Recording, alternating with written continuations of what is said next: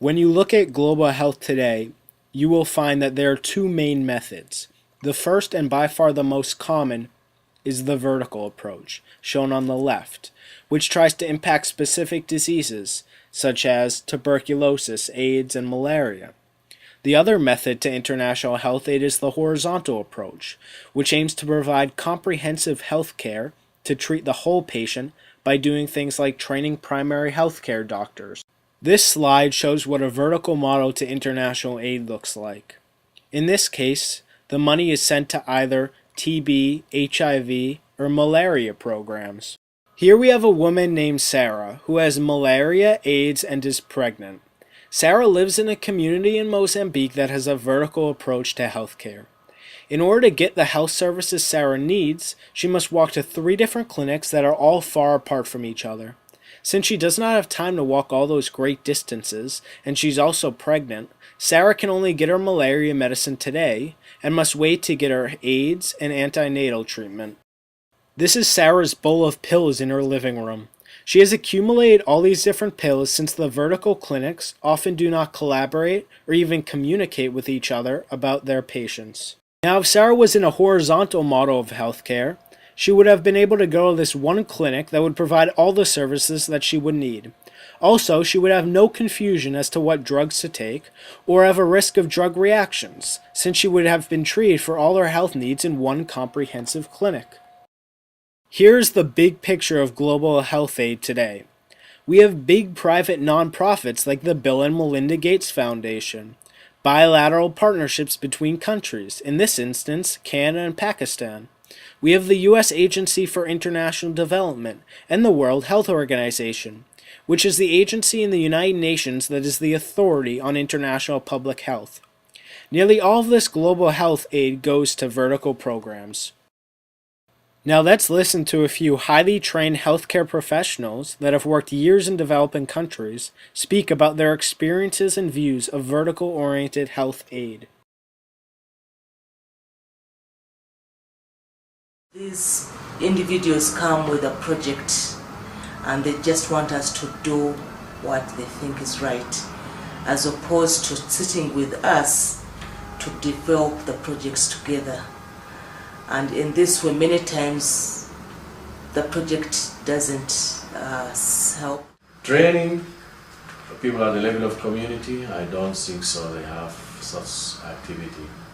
So we go with specific program to this, and that program is maybe 3 years, 4 years, something like this. So they do that program with their highly specialized person recruited from the cities and sent to the villages.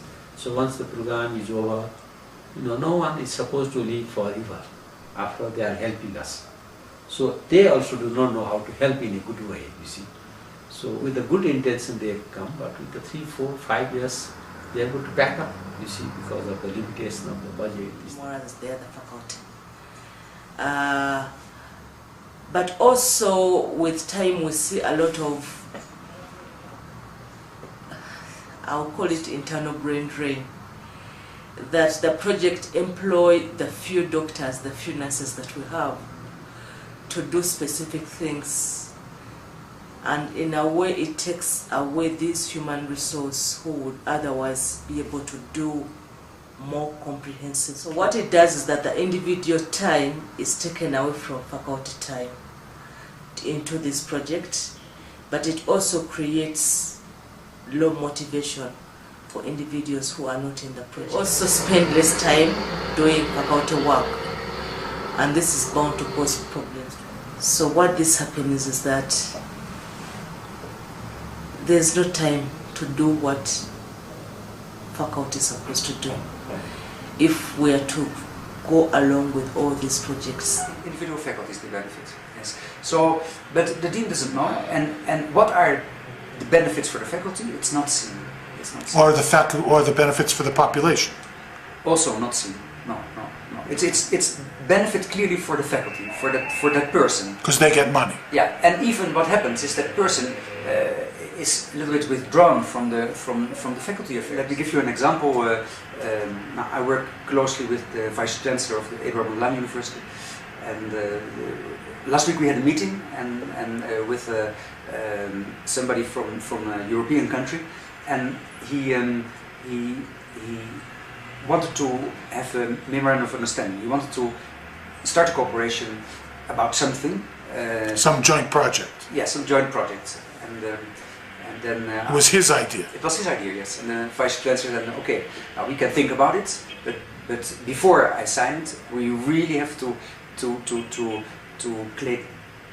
state clear aims of what we want to do and what we want to achieve, and what will be our benefits. Because he said, I can tell you, and then he asked his secretary, how many MOUs did we sign this year? Memorandums of understanding. Memorandums of understanding. He said, no, 150, this year only. So there's really, we feel ourselves sometimes a little bit terrorized by people from outside. We also have a problem of having very many individuals who want to come and do similar or the same project. But many times these people who come then later on then compete with the local NGOs for funding. In fact, the project budget then many times gets up supporting more of the people who come from abroad to work in Uganda. And these external projects usually don't pay overhead to the university. No, or very little. Many times they don't make a contribution to the overhead. But we find sometimes in our program that some of the NGOs funded by the INGOs, they come with specific projects like HIV/AIDS attention. They come for 2 years, 3 years, then they just disappear. They leave some scar. Think, now maybe it's easy money, let's do it. At the end we lose control.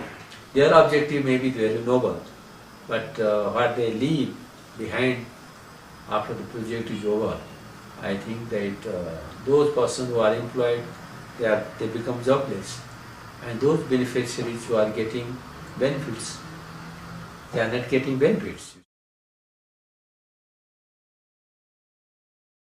It would be good for these projects to come, for the individuals to come, and they sit with the local people, develop the proposals together, and also as they are doing the projects, to design projects that can go out to improve the lives of the communities rather than lives of the individuals. It should help you, not only that it's helping the communities where we are working, it's serving them.